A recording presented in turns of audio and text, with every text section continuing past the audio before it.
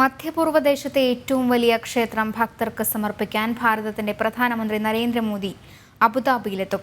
അടുത്ത വർഷം ഫെബ്രുവരി 14-ന് പ്രധാനമന്ത്രി നരേന്ദ്രമോദി ക്ഷേത്രം ഉദ്ഘാടനം ചെയ്യും. മോദിയും UAE ഭരണാധികാരികളുമായുള്ള ഊഷ്മളമായ ബന്ധമാണ് ലക്ഷക്കണക്കിന് പ്രവാസികളുടെ സ്വപ്ന സാക്ഷാത്കാരത്തിന് പിന്നിൽ.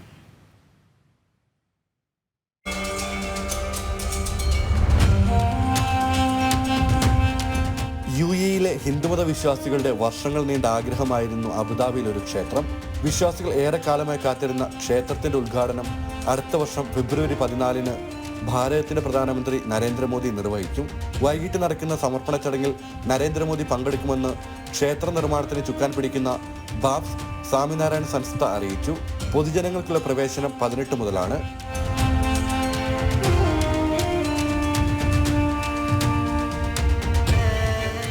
UAE-യിലെ ഹിന്ദുമത വിശ്വാസികളുടെ സ്വപ്ന സാഫല്യത്തിന് ചുക്കാൻ പിടിച്ചത് നരേന്ദ്രമോദിയായിരുന്നു.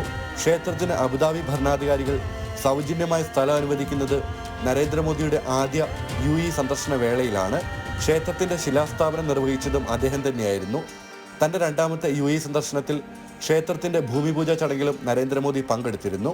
അബുദാബി സർക്കാർ അനുവദിച്ച 26 ഏക്കർ സ്ഥലത്ത് 55,000 ചതുരശ്ര മീറ്ററിലാണ് ക്ഷേത്ര സമുച്ചയം ഉയരുന്നത്. അബുദാബിയിലെ അൽറഹ പ്രദേശത്ത് പൂർണ്ണമായും ശിലകൾ കൊണ്ട് നിർമ്മിക്കുന്ന ക്ഷേത്രം അത്ഭുത നിർമ്മിതിയാണ്.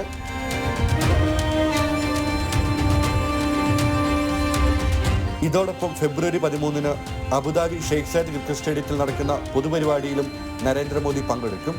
ചടങ്ങിൽ 50,000-ലേറെ പേർ പങ്കെടുക്കുമെന്നാണ് പ്രതീക്ഷിക്കുന്നത്. ഷിൻ സെബാസ്റ്റ്യൻ, ജനം, ദുബായ്.